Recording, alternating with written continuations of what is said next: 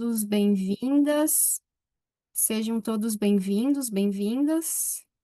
Estamos iniciando, então, hoje a nossa oitava aula dessa sexta edição da Escola de Inverno do GEPAD, esse ano em parceria com o Ministério do Desenvolvimento da Assistência Social, do Ministério do Meio Ambiente e Mudança Climática e do Ministério do Desenvolvimento Agrário e da Agricultura Familiar. Meu nome é Andreia Lourenço, eu serei a mediadora dessa noite. Eu sou pesquisadora de pós-doutorado na Universidade Federal do Rio Grande do Sul, integrante do GEPAD. E nessa oitava aula da Escola de Inverno, o nosso tema de debate é normas sanitárias e alimentos tradicionais.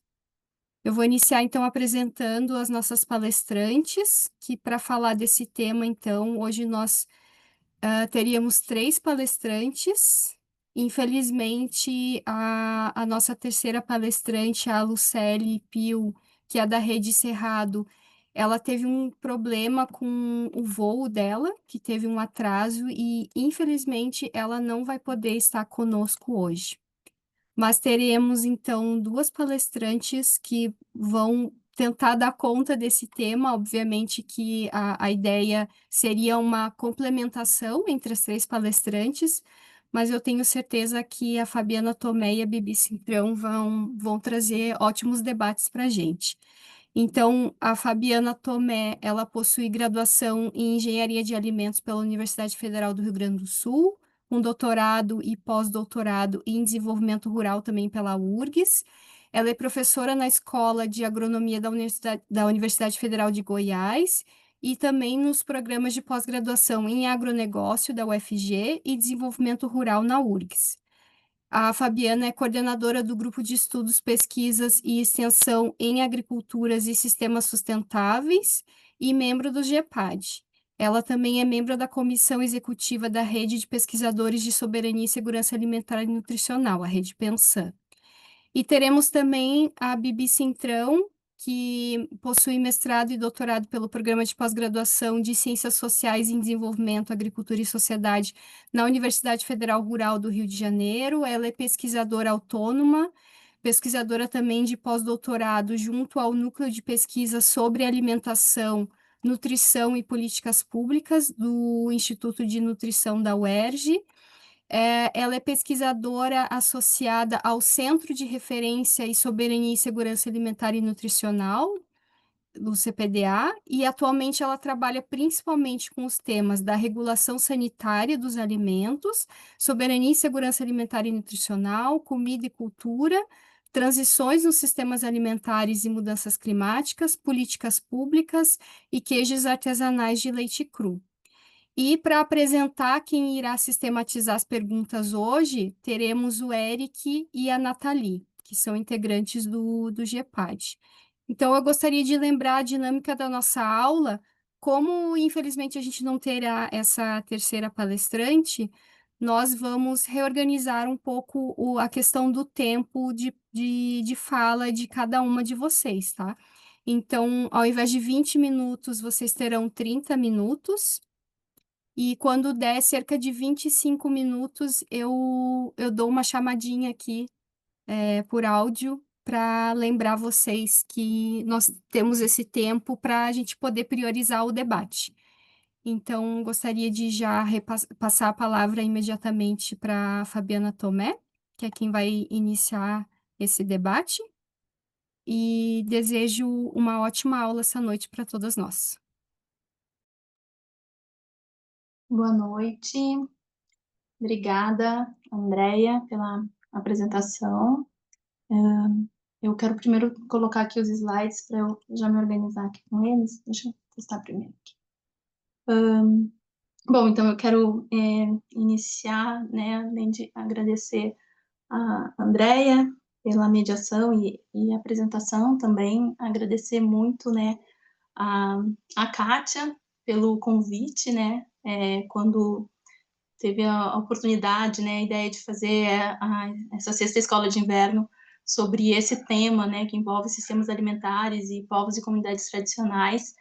Eu fiquei muito contente com a oportunidade de pensar também, né, aulas aí relacionadas a essa temática. E fico também contente, né, de poder contribuir nesse tema. E agradecendo, então, a Kátia, né, agradeço também aos colegas do GEPAD, especialmente os colegas e colegas que estão envolvidos, né, nessa sexta edição.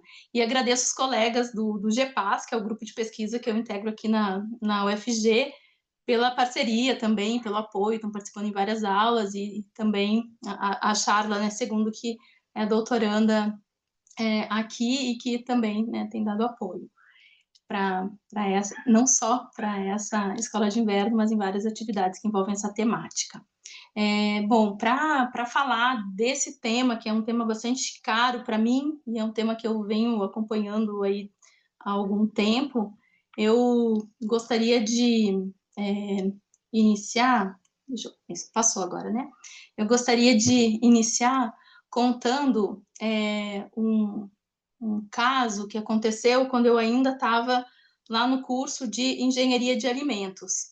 E aqui, né, eu trago esse termo cocoloniais e um ponto de interrogação, porque é como eu gostaria de tratar, né, e problematizar essa situação aí que então aconteceu quando eu ainda estava na graduação, há bons anos atrás, quando numa semana acadêmica teve uma palestrante que era bastante reconhecida na área e trabalhava principalmente abordando questões relacionadas à qualidade microbiológica de produtos de origem animal, especialmente queijos. E o enfoque dela era segurança dos alimentos.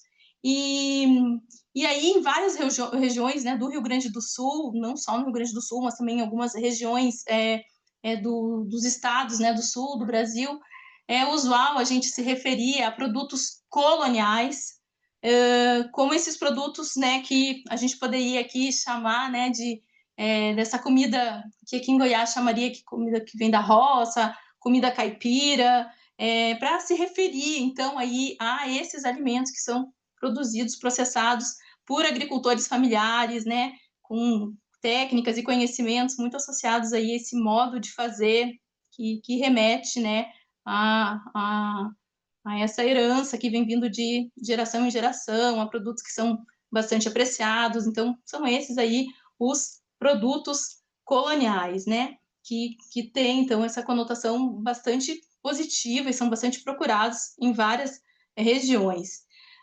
Então, era vindo, né, do interior do Rio Grande do Sul, era esse referencial que eu tinha de produto colonial, né, produtos de qualidade, produtos apreciados.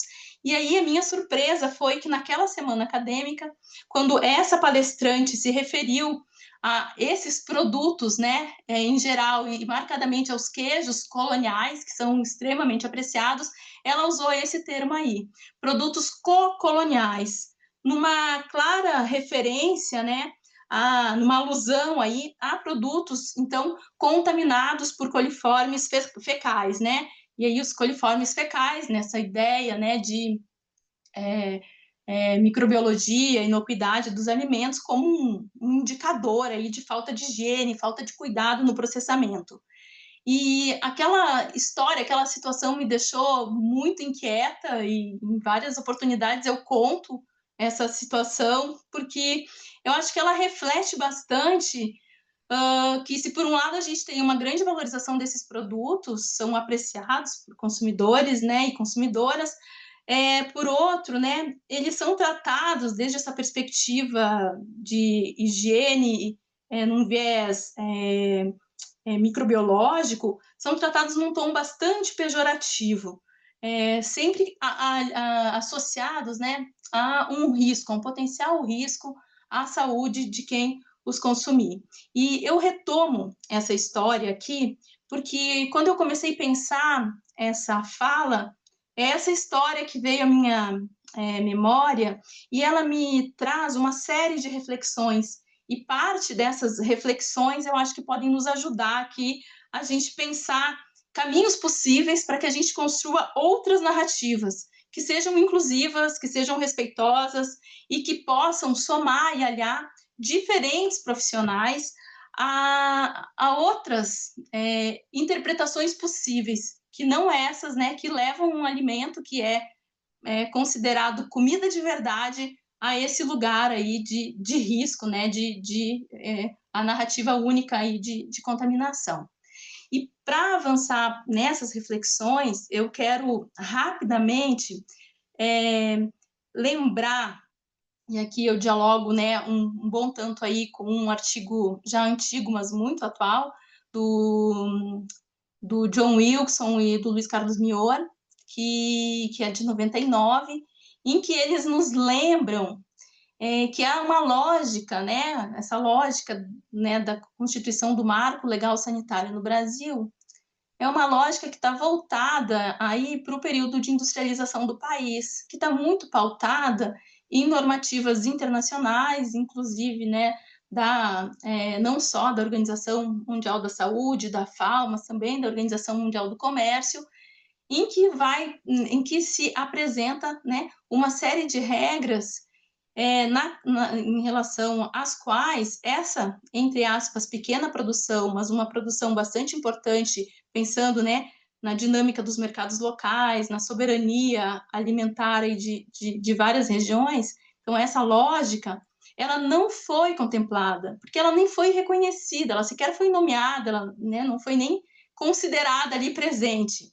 Então se constitui aí nos anos 1950, né, no caso brasileiro, todo um arcabouço legal, muito vinculado à industrialização, e lá nos anos 1990, quando a gente passa a ter políticas, né, para a agricultura familiar, e aí eu marcadamente me refiro aí, né, políticas para povos e comunidades tradicionais, esse arcabouço legal já não contemplava essa produção, mas essa produção continuava ali presente, né, como a gente encontra hoje, né, nas várias regiões do Brasil.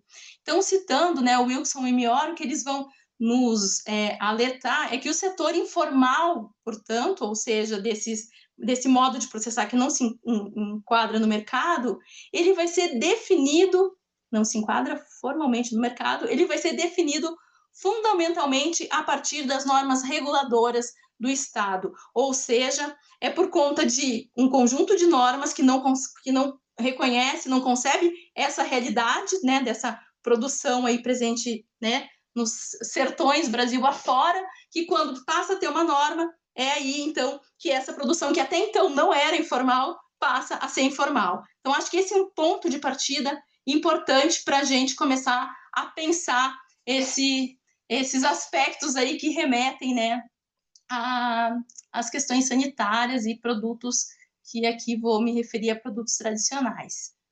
Essa história, ela vai a constituição desse marco regulatório, né, ele vai se refletir numa estrutura de inspeção de alimentos no Brasil que é bastante burocrática, ou aqui parafraseando umas aulas que a gente teve atrás aí com o Fernando, né, em relação a Catrapoa e a Catrapovos, né, burocrática, talvez, a gente poderia pensar, porque não includente, né, porque não considerando essa diversidade, essa riqueza de modos de produzir e processar alimentos no Brasil.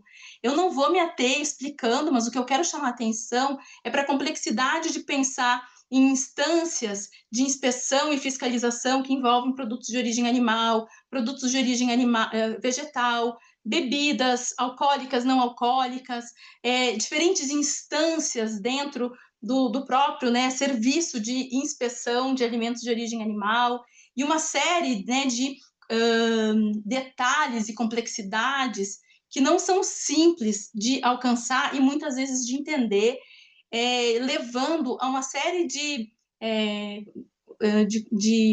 situações, inclusive contraditórias, né, dentro desses caminhos aí de legalização.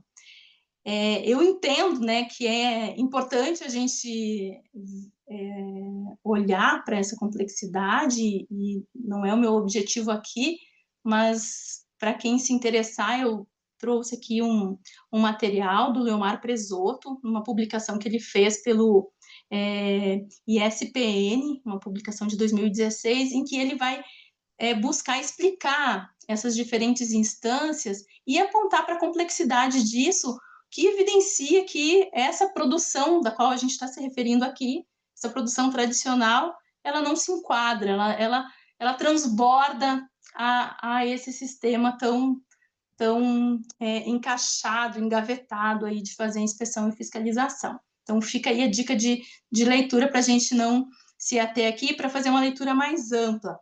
Essa leitura, né, ela então nos permite argumentar que esse modelo, então, adotado para a produção de alimentos, nesse marco regulatório sanitário, que passa por essas diferentes instâncias, né, está fortemente alicerçado na ciência e na tecnologia, dessa lógica ocidental, né, que é tida, entre aspas, aí, como moderna, que incute na sociedade um padrão de higiene e inocuidade, essa ideia de risco zero aí, vinculado à inocuidade, que pressupõe que qualquer sistema de produção de alimentos que não atende a tal padrão seja tratada como uma ameaça à saúde dos consumidores. Então, sequer se vê a realidade dessa diversidade, mas se parte do pressuposto de que ela não atende essas normas e, portanto, ela é um risco, sem, né, estudos aí que possam evidenciar esse risco aí que é tão apresentado aí como motivo, né, para proibir muitas vezes, para apreender esses produtos.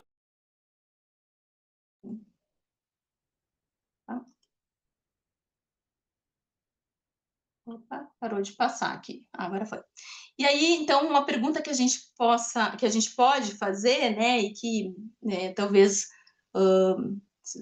seja aí uma pergunta, né, que é uma pergunta que recorrentemente eu ouço, mas então, nesses anos todos, então, principalmente aí a partir dos anos 1990, a gente não avançou nesse arcabouço de normativas sanitárias, e aí a gente pode, né, dizer que sim, se a gente considerar todo o histórico aí, desde lá, né, do RISPOA, desse Regulamento de Inspeção Industrial, né, e Sanitária de Produtos de Origem Animal, né, de uma lei de 1950, com decreto de 52, e aí a gente vem avançando, e aqui eu destaco, né, a RDC 49 de 2013, né, que vai pela primeira vez, né, então estou falando de 2013, né, numa discussão que vem lá dos anos 1990, já falando de inclusão, e que vai, então, só em 2013, né, ter aí como uma proposta, inclusão produtiva com segurança dos alimentos, falando de fiscalização orientadora e alimentos, né, artesanais e valorização da cultura alimentar. E ela avança mais, inclusive, do que a proposta do SUASA, que era unificar, padronizar e harmonizar, porque nisso de padronizar e harmonizar não se tinha uma mudança expressiva do modo como esses produtos tradicionais eram vistos. Então, a gente avançou um pouco e avançou mais, se a gente for considerar essa linha do tempo, com alguns avanços, depois, a partir de 2017, já retrocessos, e aí com uma espécie de confusão a partir da Lei Celuarte, que se propõe a ser esse regulamento de inclusão, mas que, na verdade, não vai implicar mudanças significativas no modo como esses produtos devem ser feitos. Eles precisam atender às mesmas regras e critérios e requisitos para, né, pleitear o Celuarte.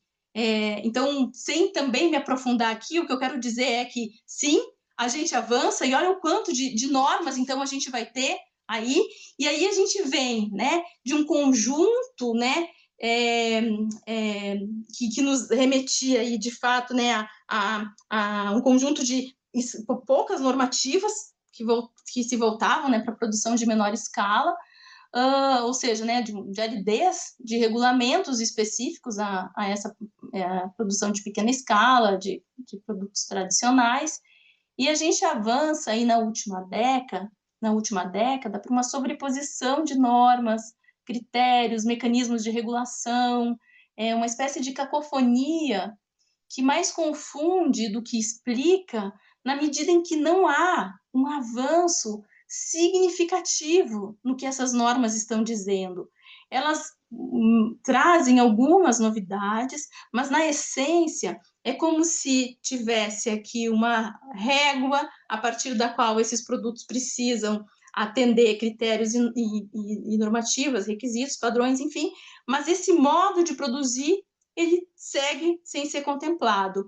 Então, quer dizer, a gente tem sobreposição, algumas ideias equivocadas, né, e de fato não avança efetivamente na inclusão socioprodutiva. E aí se destaca que efetivamente o que a gente vai ter de novidade é justamente essa RDC de 2013, a RDC 49, né, da Agência Nacional de Vigilância Sanitária, né, vinculada ao Ministério da Saúde, que vai, né, tratar, então, de inclusão produtiva, pensando em segurança dos alimentos, vai pensar numa relação dialógica com quem está produzindo, vai pensar na valorização da cultura alimentar, e esse é um ponto essencial.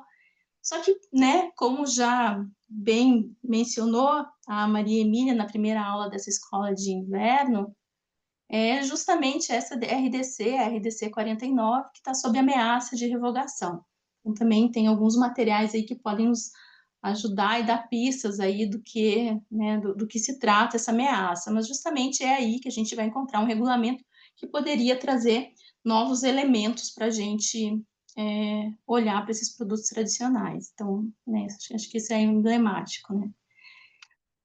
E aí, o que eu quero pensar também é que nesse processamento de alimentos, né, do modo como ele se dá, tem uma clara associação entre alimento informal e tradicional com sujeira e contaminação. A ideia lá que eu falava dessa professora que se referia a produtos cocoloniais. E, por outro lado, uma associação do formal, moderno, à limpeza e higiene. É como se aqui do informal tradicional a gente estivesse lá já condenando a própria madeira, né? Um material muito presente nesses utensílios aí que são usados nesse modo de produção tradicional. E por outro, né, como expressão mais clara de limpeza e higiene, o inox, como se os materiais por si só, né, pudessem contar dos modos como esses produtos são feitos. E aí, nessa linha, né, de limpeza, higiene, inox, formal, moderno, que a gente coloca nesse carimbo de segurança dos alimentos, muitas vezes sem avançar efetivamente em olhar como esses alimentos são feitos. Em síntese, o que fica, né, dessa herança que vem aí com essa lógica de estruturar, né, a legalização dos alimentos no Brasil pelo viés da industrialização, é que o tradicional, o sujo, informal, ele é deslegitimado, né? Há uma deslegitimação desse conhecimento tradicional. E o fato, né, é que esse conhecimento ele não é, né, arbitrário, de modo algum ele é. Ele é originário de experimentação, observação, avaliação, né? Tem um ordenamento lógico e que é decorrente, né, de testes, de práticas compartilhadas. Então, é isso, não é um conhecimento arbitrário. E é um conhecimento que vem de várias em várias gerações. Então, a gente está falando de conhecimento secular aí para garantir que esses produtos sejam feitos desse modo. Mas isso, né, fica aí ofuscado por uma lógica do moderno, do limpo e do formalizado, que, embora, né, sigam parâmetros mais recentes, são parâmetros legitimados, né, pelo conhecimento científico, acadêmico, e assim contam aí, né, se estruturam um aparato regulatório. E isso nos leva a um grande paradoxo, porque se eu tenho esse modo tradicional, né, de produzir, processar esses produtos, que garante a esses produtos singularidade, né, uma qualidade que se afirma na diversidade, numa produção que se vincula e se territorializa em espaços rurais, remetendo à tradição, cultura, relação com modos de vida, à medida em que esse modo de produzir, ele pleiteia se legalizar e ele começa a adotar os requisitos aí para essa legalização nessa lógica industrial, ele perde justamente o que leva a essa singularidade, que é a diversidade, esses diversos modos de produzir, né, a partir dos recursos e desses conhecimentos aí que muitas vezes são ancestrais. Então, esse paradoxo a gente não resolveu, ele segue, me parece, presente.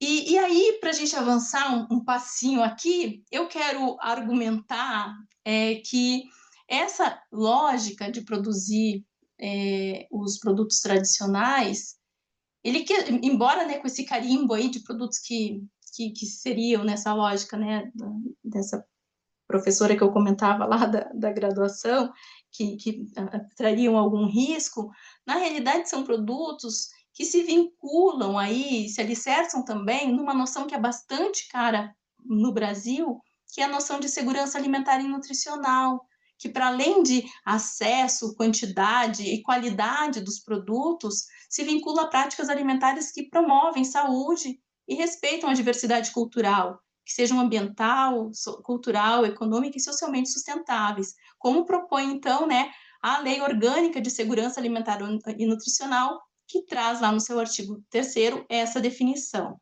Então, essa diversidade, essa riqueza toda, ela encontra aí, né, sustentação, né, nesse conceito, e não no conceito que é o de segurança dos alimentos, que vai, né, falar da segurança do ponto de vista microbiológico, químico ou físico, e no caso brasileiro, muito mais microbiológico, porque a gente tende a fazer vistas grossas aí a contaminações químicas, a exemplo, né, dos agrotóxicos. Então, me parece que uma chave para a gente pensar a valorização plena e efetiva desses alimentos tradicionais seria muito mais os vincular à segurança alimentar e nutricional, entendendo que, inclusive, quando a gente fala de qualidade, essa ideia de qualidade, ela contempla também a segurança dos alimentos, mas seguranças outras que não essas aí só estritas. A gente está falando aí, como diria Presoto, né, de qualidade ampla.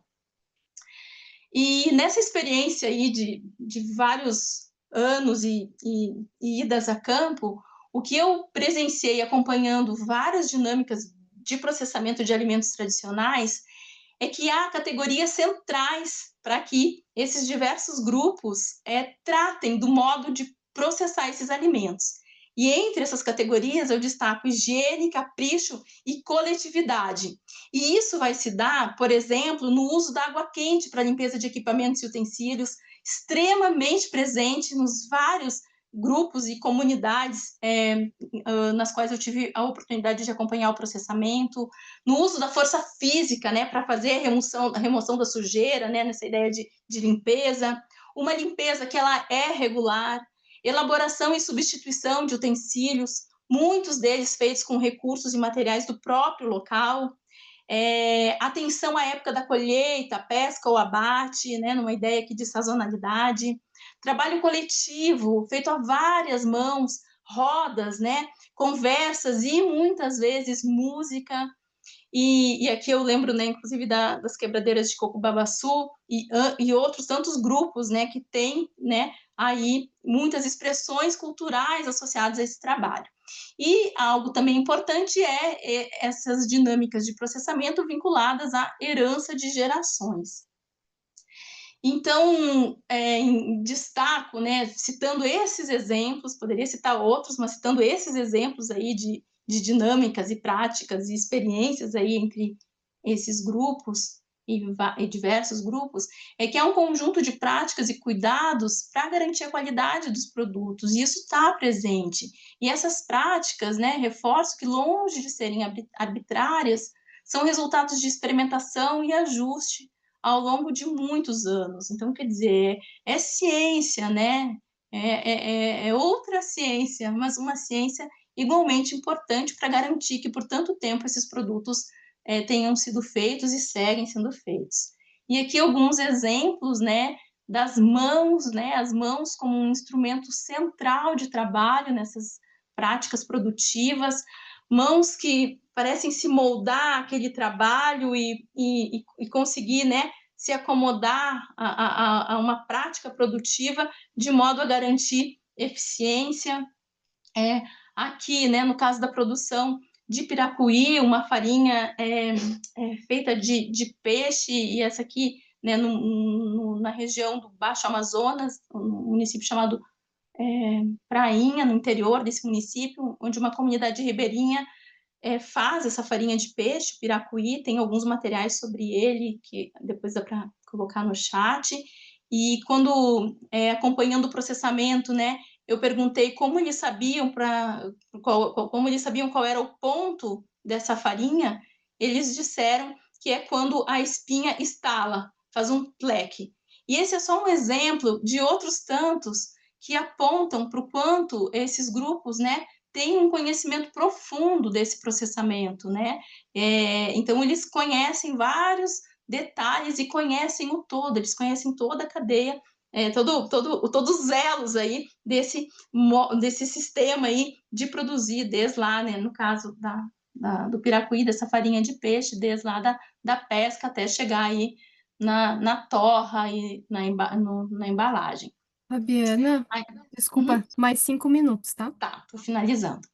E aí aqui uma imagem que eu trago, que é de uma orientanda de iniciação científica, Ana Paula, que é quilombola Calunga, e está fazendo a pesquisa dela de iniciação sobre as roças de toco, e numa saída de campo, então, a gente fez um exercício de pilar o arroz produzido lá nessas roças de toco, e depois, então, peneirar usando um quibano, um utensílio feito lá na comunidade, e aí tem toda uma dança do corpo, né, para poder peneirar, então, esse arroz, separar a casca do arroz, que olhando assim na imagem ou mesmo nos vídeos parece fácil, mas que não é fácil, né? É o corpo adaptado a uma atividade que vai sendo ensinada e aprendida desde muito cedo. Então, eu tentei fazer isso e mais perdi arroz, né?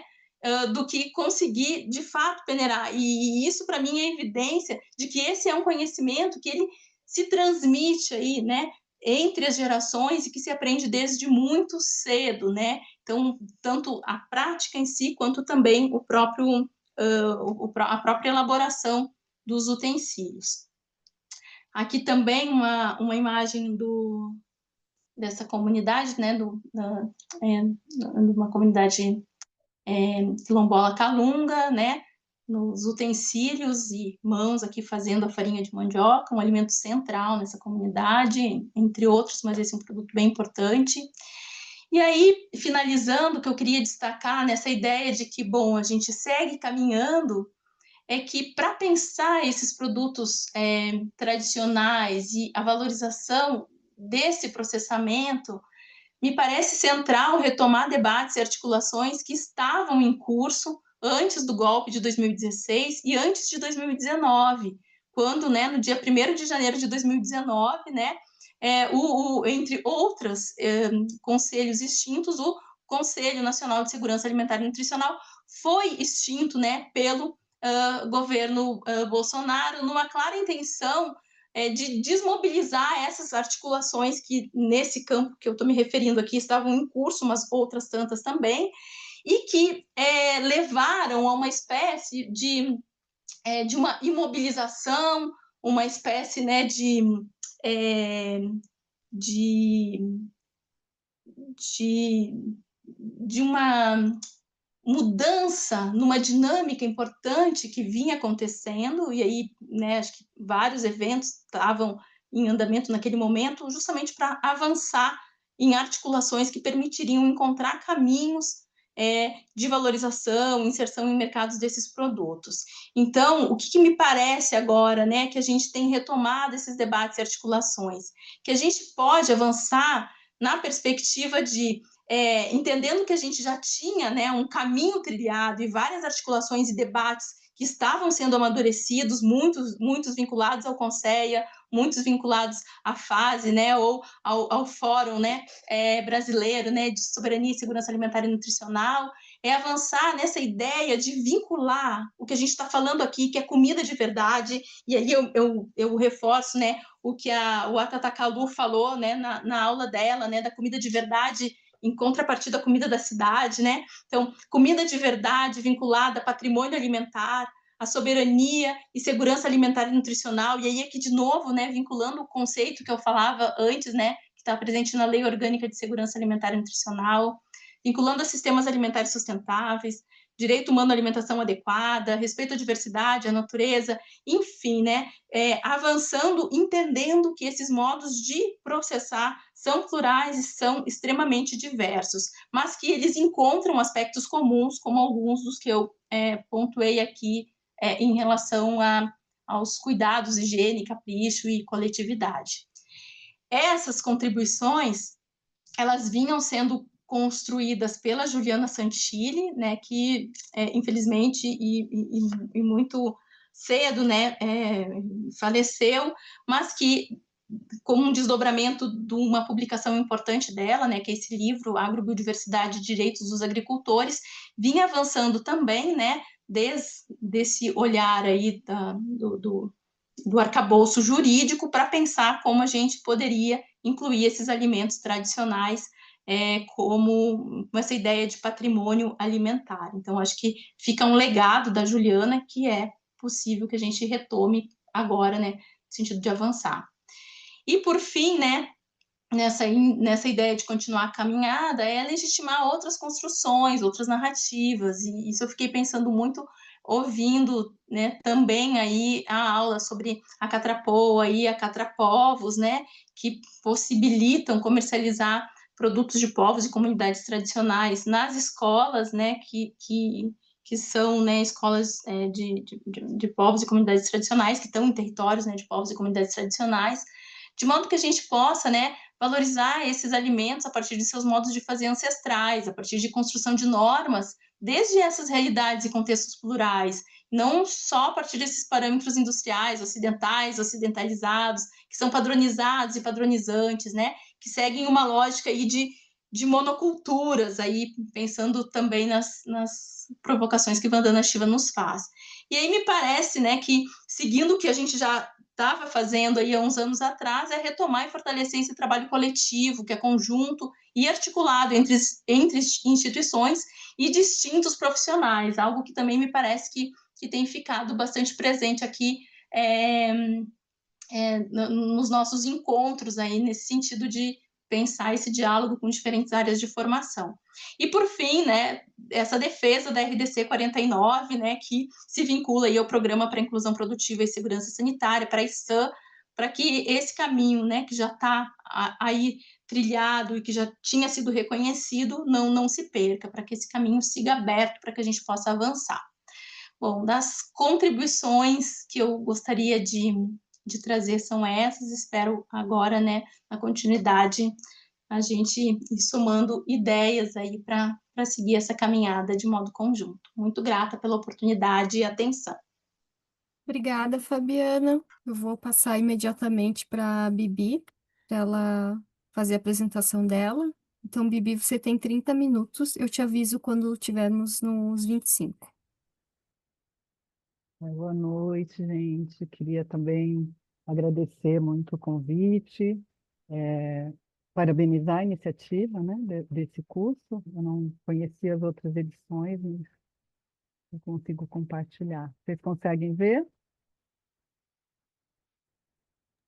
Sim, Ok. Não está com nada por cima, não, né, da minha apresentação? Minha não, dá foto. para ver. Minha fala tem muito a ver com a da Fabiana, tem muitas sobreposições. A gente até tentou conversar ontem, mas acho que eu vou pegar uma abordagem um pouquinho diferente, mas muito complementar. Algumas coisas realmente podem se repetir. Eu pensei em trazer uma reflexão assim de como essas normas afetam os povos e comunidades tradicionais, mas afetam também as políticas de SAM, as transições alimentares, a comida de verdade, os mercados e as próprias opções de consumo de nós consumidores nas nossas regiões, né? E a gente tem falado nesse processo que, no âmbito do CONSEA, do Conselho Nacional de Segurança Alimentar e Nutricional, a gente tem chamado esses processos de exclusão sanitária e as lutas pelas normativas como inclusão sanitária, né? Mas por que a gente está falando nisso e para que e para quem que essas normas têm servido? Uma questão que eu chamo a atenção é que, assim, as normas sanitárias e a exclusão sanitária, elas passaram a se tornar um problema de política nacional quando, principalmente, né, ela já vinha, a Fabiana até falou, quando começou o PRONAF, começou a categoria de agricultura familiar, já se percebeu que as normas eram um empecilho para as agroindústrias familiares se legalizarem. Então, lá nos anos 80, junto com a Constituição do Ministério do Desenvolvimento Agrário e com o reconhecimento que tinha agricultura familiar, já se começou, principalmente a partir do Sul, começaram-se lutas para tentar mudar as normas. Mas elas foram se tornar um problema nacional e a gente começar a ter a visibilidade desse problema a partir de algumas políticas estruturantes dentro da Política Nacional de Segurança Alimentar e Nutricional, principalmente o PAA e o PENAI, que acho que já foi falado aqui, né? eles são estruturantes, esses programas, para a política, porque eles vão nas causas da fome, né? Então, eles vão tentar combater tanto as desigualdades sociais e fortalecer modos que são mais equitativos e mais saudáveis, como era uma conexão direta, né, de oferecer alimentos de verdade e saudáveis para a população através dos mercados de proximidade. Então, aí se evidencia, na verdade, uma realidade que estava meio invisível, né? Porque essa legislação sanitária ela já vem incidindo sobre os mercados locais e sobre mercados tradicionais, né? E ela já vem impedindo que esses produtos cheguem aos consumidores por fiscalizações repressivas, né? Porque ela não é só uma coisa de ser informal, né? É uma questão até que eu discuto. Essas normas elas ilegalizam, elas tornam ilegais algo que era informal. Assim, elas criminalizam. Elas são instrumentos que elas permitem que as fiscalizações cheguem nas feiras, como a gente tem várias notícias, destruam os ovos caipiras das mulheres, destruam os peixes dos pescadores, destruam a carne, né? Então, elas retiram do mercado os frangos caipira, elas vão retirando, às vezes, um processo invisível para os consumidores das regiões, né? E essas normas, como a Fabiana falou, elas não reconhecem os saberes tradicionais, as boas práticas locais, elas vêm a condenar os equipamentos, exigem plásticos descartáveis, não aceitam os costumes, né? Então, elas vão se impor sobre nas plantas medicinais, né? Aqui a gente tem, rapidamente, né? Pesca, queijos, as farinhas, as carnes, tudo isso é bastante afetado pelas normas e são produtos que não conseguem se inserir na alimentação escolar, né? Que até a Catrapovos tem conseguido dar um salto nisso, né? Para inserir esses produtos na alimentação das escolas indígenas, né? Mas elas são, e não por acaso, são os produtos com maior valor agregado. Então, isso tem um impacto também muito na economia, nos modos de vida e na possibilidade de sobrevivência dos povos e comunidades tradicionais nos seus territórios, né? Então, assim, nada disso é aceito, né? Não são aceitas as palhas, por exemplo, aqui no Camarão, esse tipo de embalagem não é aceito. As farinhas, as próprias farinhas que são milenares, né, e garantem soberania e segurança alimentar em várias regiões, não conseguem ser inseridas formalmente, porque esses alimentos não têm acesso ao selo sanitário que é exigido nas compras institucionais, né? E o que é o impacto disso, né? Acaba que essa legislação ela vai favorecer nas compras institucionais e nos mercados em geral a oferta de alimentos ultraprocessados. Então, essas normas sanitárias vai favorecer uma enorme concentração nesses mercados, né? Em favor das grandes corporações e dos grandes supermercados. Então, a gente tem uma realidade que o Conselho tenta reverter, né? Os conselhos, né? Que a segurança sanitária do alimento, né? Essa food safety, ela acaba se contrapondo, né? Ou se sobrepondo à segurança alimentar e nutricional, se sobrepondo às próprias indicações do Guia Alimentar para a População Brasileira. Elas vão na contramão porque elas retiram ou dificultam o acesso justamente dos circuitos curtos, né? E que é onde a cultura alimentar circula, né? É onde a diversidade regional, onde aparece tudo isso. Então, elas acabam se sobrepondo. Para a gente entender isso, a Fabiana já falou um pouquinho, a gente tem, por que isso acontece, né? A gente tem que entender que é um arcabouço que se estabelece, ele já começa no início do século XX, com a industrialização, mas ele vai se fortalecer entre os anos 50 e 70 no Brasil, num contexto de urbanização acelerada, de implantação de indústrias de alimentos, muitas delas já corporações internacionais, na carne, por exemplo, e essas exportações, teve um fortalecimento das exportações para a Europa pós-Segunda Guerra Mundial. Então, ele é um arcabouço de legislação que ele se constitui muito voltado para o mercado internacional, para as exportações e com essa base no Códex Alimentários. E só para a gente ter uma ideia, passando rapidamente, assim, o que é esse contexto, né? E o que é esses sistemas alimentares globais das cadeias longas, né? Então, ele vai lá desde a agricultura, com tudo monocultural, homogêneo, né? Com muito uso, artificialização do ambiente, uso de químicos, ele passa na criação animal também, a gente tem monoculturas genéticas, né? A gente tem um aumento das escalas, uma artificialização dos ambientes baseado também em rações artificiais, base de soja e rações. A gente vai ter no abate, né, na parte seguinte, um aumento cada vez maior das escalas, também uma coisa muito homogênea, né? Uma artificialização também. Aí a gente pode ver nesse primeiro aqui, como a vaca desaparece, os animais são vistos como uma indústria, né? Você industrializa a vida também, né? E a gente vai ter, na sequência, também nos alimentos, em geral, cada vez mais processados em grandes fábricas, cada vez mais com substituição de ingrediente, né? Transportes a distâncias cada vez maiores. Por exemplo, no Brasil, um alimento básico, que é o arroz, né?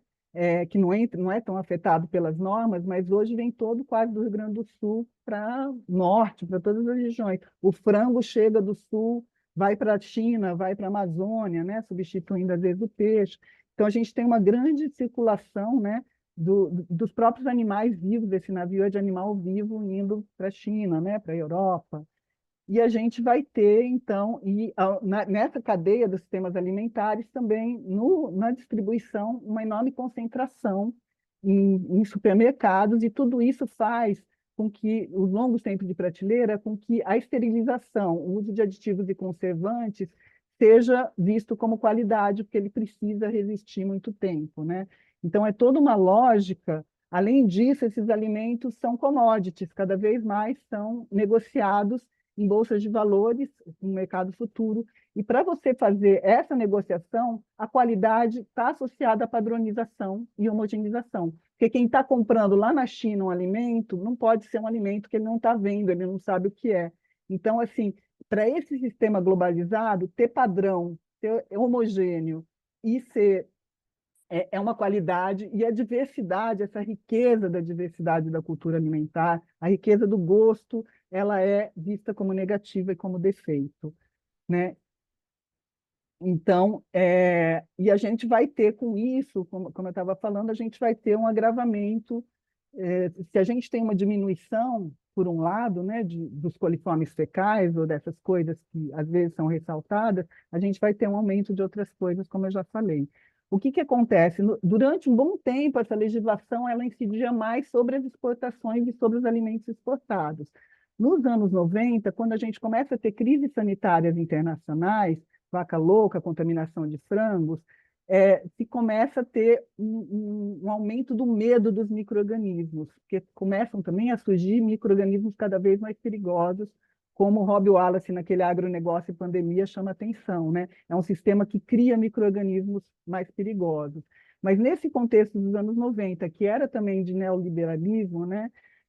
Quando cria a Organização Mundial do Comércio, o Códex Alimentares, que já existia antes, né? Ele passa a ser uma referência nas controvérsias internacionais.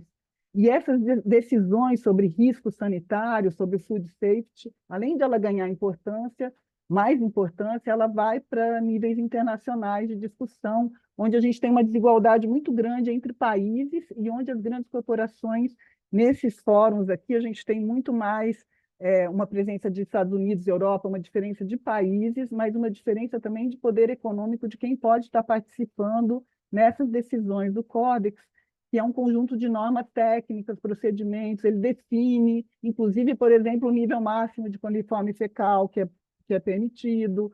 Então, conforme a indústria esteriliza, ela vai baixando o nível de micro-organismos, e como a Fabi referiu, ela tem duas as corporações, elas atuam no sentido de tentar aumentar o nível de agrotóxicos, por exemplo, ou de aditivos, corantes presentes, e de diminuir os micro-organismos. Então, elas têm uma atuação que ela vai excluir do mercado esses produtos, né?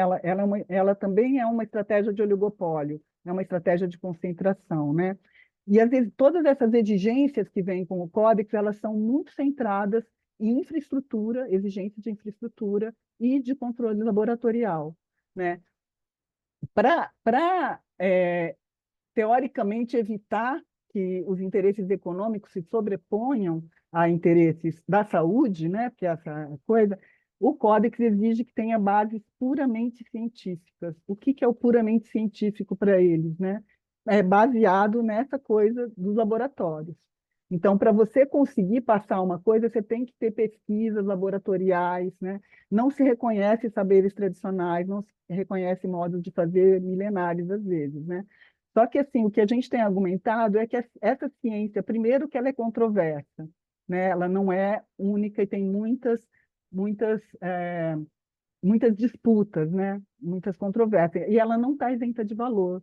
Então, essas normas, elas vão estar como base parâmetros valores industriais, e elas têm forte influência da indústria química e agroalimentar. Nessa lógica, a esterilização, o biológico é visto como ameaça, né? Uma lógica que quanto mais esterilizado, melhor. E mesmo essa lógica do biológico e da esterilização, cada vez mais está se revelando, tem mais estudos hoje de como essa análise de laboratório ela é restrita, porque você pega poucos micro-organismos, você não percebe a interação entre os micro-organismos, e a gente está destruindo os nossos microbiomas, a gente está tendo vários efeitos muito negativos dessa lógica da esterilização, porque o mundo não é esterilizável. Assim, os micro-organismos existem muito antes da gente. Existem teorias hoje que dizem que a gente evoluiu a partir dos micro-organismos e que a gente tem mais micro-organismo do que célula. Então, isso está tendo uma série de efeitos na nossa saúde também, né? E para essa lógica, o químico é a proteção, né? Então, opa, perdi aqui. Então, nessa lógica da indústria, os agrotóxicos são defensivos, né, ou são fitoterápicos, os aditivos químicos, os plásticos, tudo isso é visto como segurança. Então, o que a gente chama atenção é que qualidade, segurança e risco não é uma coisa científica neutra. Eles são construções sociais, têm crenças, não estão desconectados de modelo de desenvolvimento. E eles são voltados para esse modelo que eu descrevi, né? E nesse modelo, uma coisa que a gente chama atenção é que os riscos nesses sistemas alimentares dos povos e comunidades tradicionais, eles são muito diferentes dos riscos da grande indústria. Por isso que a gente também tem argumentado que precisa de normas sanitárias diferenciadas, porque os riscos numa coisa dessa, numa indústria como essa, onde você tem uma grande escala em um produto só, tem qualquer micro-organismo que apareça aqui, ele pode virar um grande problema, ele pode gerar um grande surto. Então, o risco é muito grande na grande escala e vários dos mecanismos de biossegurança que eles criam e que impedem os outros produtos artesanais de entrar, eles são voltados para esse tipo de risco, né? E a escala de produção geralmente não é vista como risco, né? Ela é um grande risco. E nesse sistema, a visão de limpeza, quanto mais artificializado, melhor. A gente vê aqui a vaca até desaparece, né? A gente só vê o Uber que está produzindo leite nesse mais da esquerda aqui, né? Então, essa visão de limpeza, assim, a produção de alimento passa a se assemelhar a uma sala de cirurgia, né? Quanto mais parecer com um hospital, mais a produção de alimento é segura. E aí, para essa percepção, o ambiente dos povos e comunidades tradicionais, o próprio ambiente rural, é visto como sujo e risco, como a Fabiana falou. Então, as pessoas olham para isso aqui, olham para o Mordenha manual e veem uma coisa de risco, olham para uma casa de farinha, que a casa de farinha ela não é só um lugar de produção de alimento, ela é um lugar de sociabilidade. Quem é do interior, do Nordeste ou do Norte, é um lugar de encontro das famílias, é um lugar onde se conta história, é um lugar onde se namora, né? Aqui no Rio tem a Tereza Coerção, que tem o Instituto Maniva.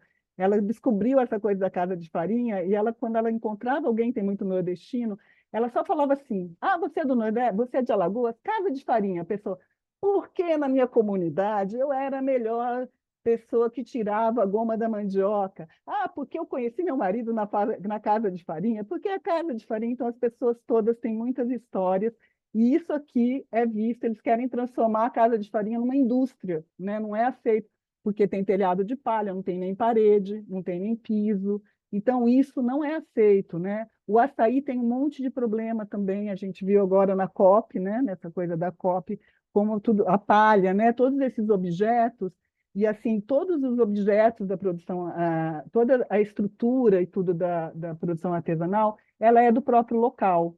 E tudo isso é condenado. A legislação sanitária não aceita palha, cestaria, não aceita madeira, não aceita até a panela de barro do da moqueca capixaba é condenada, porque são porosos, e se são porosos, não são esterilizáveis, né? Então, a gente chama atenção para isso, né? Que a regulação sanitária ela tem se tornado, ela tem servido como barreira e como reserva de mercado que atende interesses comerciais em contraposição com a saúde pública, né? Então, o que tem se defendido é que é preciso uma contextualização de risco e diferentes sistemas alimentares, escalas de produção e contextos precisam ter avaliações diferentes, né? E que essa avaliação de risco ela tem que ser intersetorial, ela tem que ser com vários olhares, ela tem que reconhecer os diferentes saberes, inclusive o dos consumidores. Então, com isso, a gente tem lutado que as normas sanitárias têm que ser diferenciadas, elas não podem seguir a mesma lógica, né? E aí a gente traz, se a gente faz uma comparação, vou passar rapidamente, a diferença daqueles sistemas alimentares para esses, a gente vê, vou passar rapidamente também, mas como que tem é enorme assim, a diferença de diversidade, de de sociobiodiversidade, e nos povos e comunidades tradicionais a gente tem uma riqueza ainda maior, né? Mas tem também muito na agricultura familiar camponesa. Nesse ambiente, os micro-organismos são vistos, às vezes, como aliados, muitas vezes, né? Como na agroecologia, né? Os inimigos naturais ou amigos naturais, que alguns agricultores falam, né?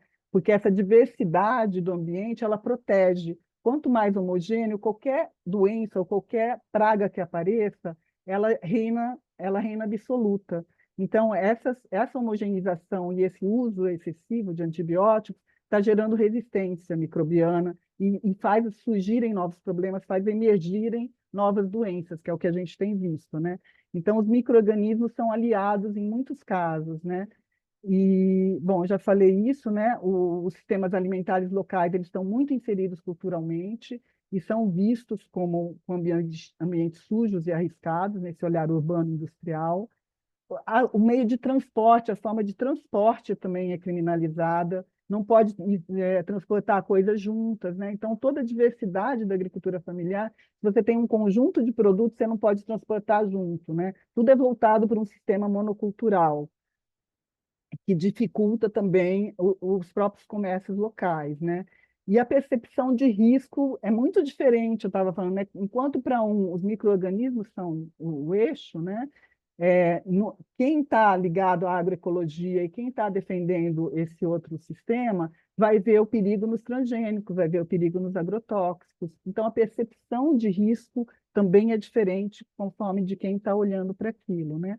Mas, e os plásticos, que eu tenho chamado muita atenção. A vigilância adora plástico. O plástico é a coisa mais segura do mundo, né? Não aceita. Em Minas, eles falam que a casca é a embalagem do queijo. Queijo não pode ser vendido sem embalagem plástica.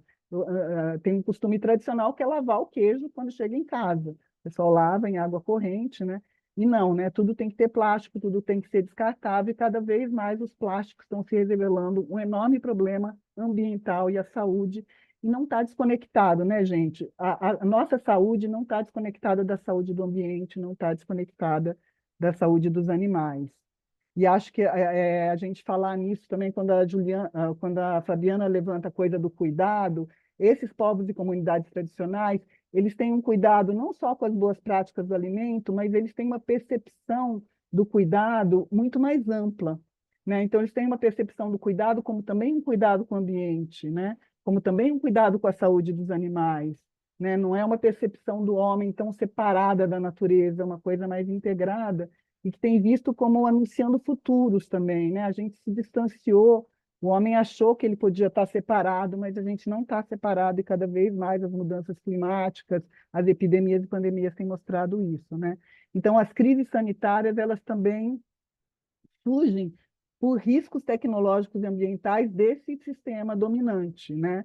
Porque toda essa artificialização dos animais, ela tem levado a gerar micro-organismos cada vez mais virulentos e cada vez mais perigosos, né? E isso tem se chamado atenção para isso. Acho que é uma das coisas que o Rob Wallace chama atenção, né? No agronegócio e pandemia, como é um sistema gerador de doença, né? Ele gera doença para os animais e gera doença para os humanos, porque ele também é um sistema completamente insalubre para quem trabalha neles, nas granjas, com os porcos, e quem trabalha nos frigoríficos também, né? Então, ele é um sistema que gera doença desde o início, né? Desde o deslocamento, da poluição dos rios, das águas, até lá no fim, no abate, e até no consumo, como a gente está vendo, né?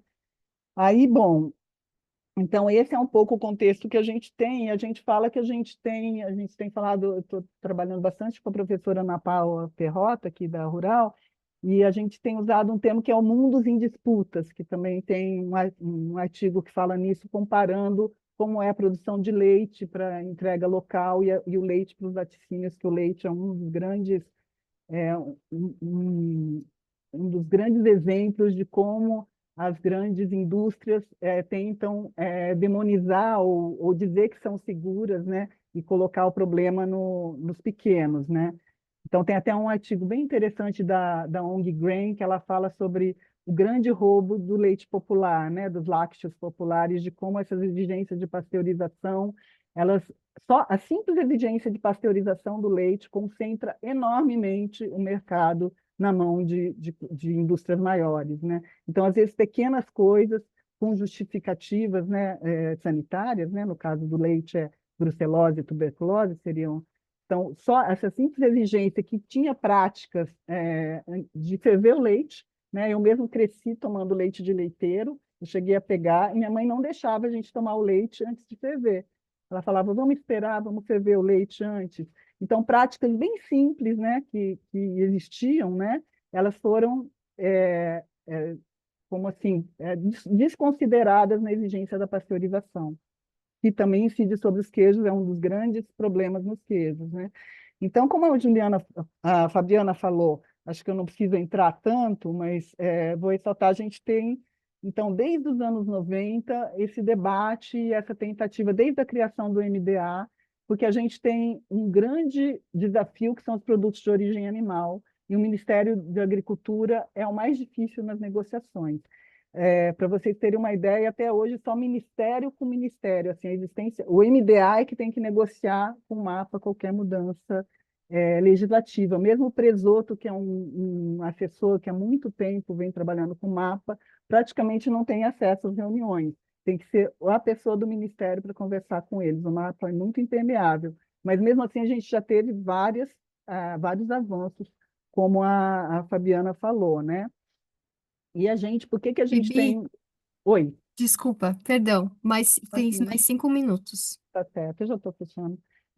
E por que que a gente, até a Bia falou, a Bianca Tosato outro dia falou, por que que a gente ama tanto a RDC 49, por que que ela é uma referência para a gente, né?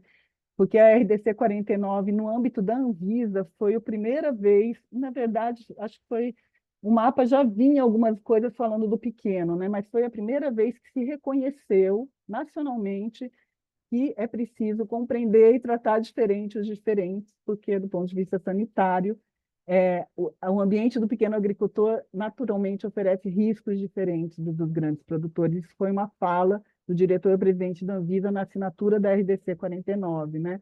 E ela para a gente é muito cara, assim, no sentido de que foi um processo participativo incrível, assim, que começou com a inclusão da Anvisa no programa Brasil Sem Miséria, né, no Plano Brasil Sem Miséria, e com um programa de inclusão sanitária, né? Então, foram 2 anos de discussão dessa norma, com participação, com seminários, né, tanto dos microempreendedores como da agricultura familiar, né? E ela é uma norma que tem mais diretrizes, né? Ela não entra tanto, que eu acho que também é um avanço em relação a ela, né?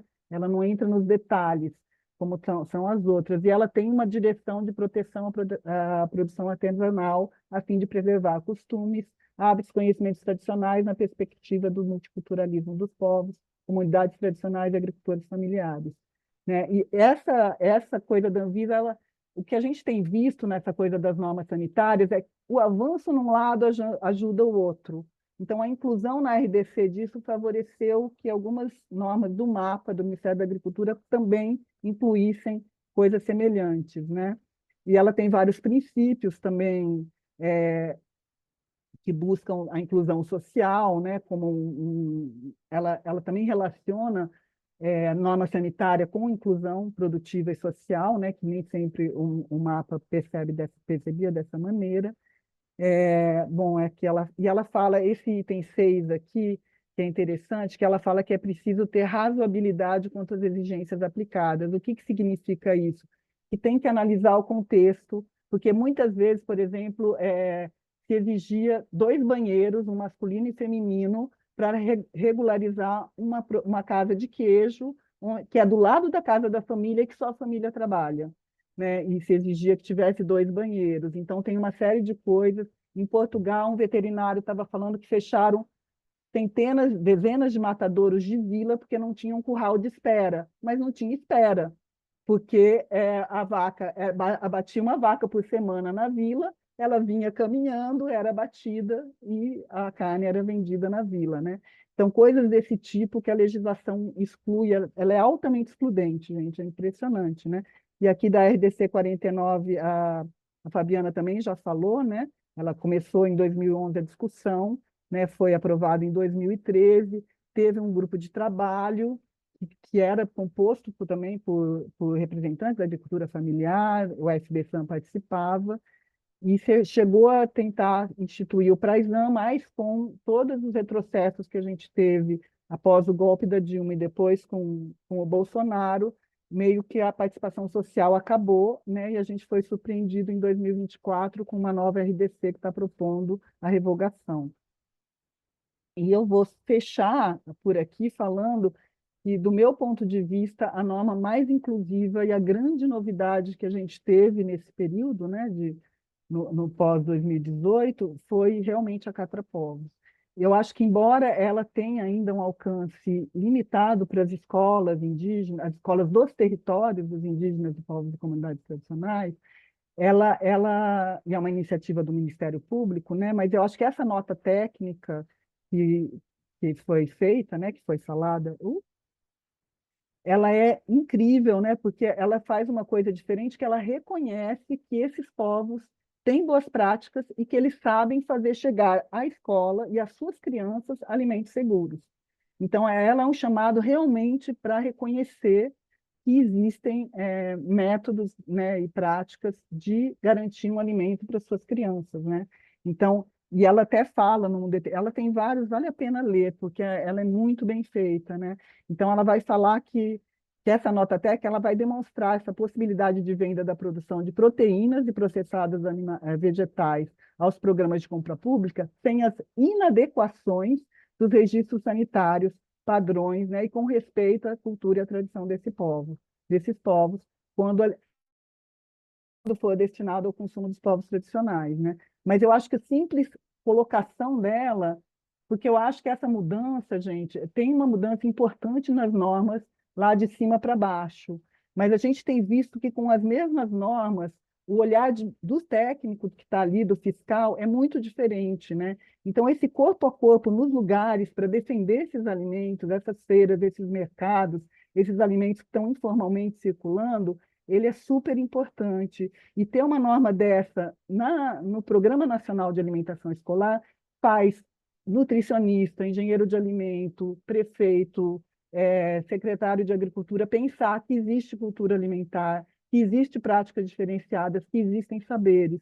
Então, eu acho que só levar essa discussão e vem com uma força de Ministério Público que obriga as pessoas a sentarem e ouvirem, eu acho que ela já vai causar micro-revoluções que ajudam nos embates, né? A gente tem que ter, na coisa das normas, a gente tem que ter uma coisa muito fortemente nos dois sentidos, de cima para baixo e de baixo para cima, né? Nessa defesa incondicional da nossa cultura alimentar que está circulando e sendo criminalizada, né? Eu acho que eu paro por aqui. Eu tinha citado umas coisas, mas a Fabiana já falou, então acho que eu posso encerrar por aqui para a gente discutir, ter mais tempo de discussão. Obrigada, Bibi.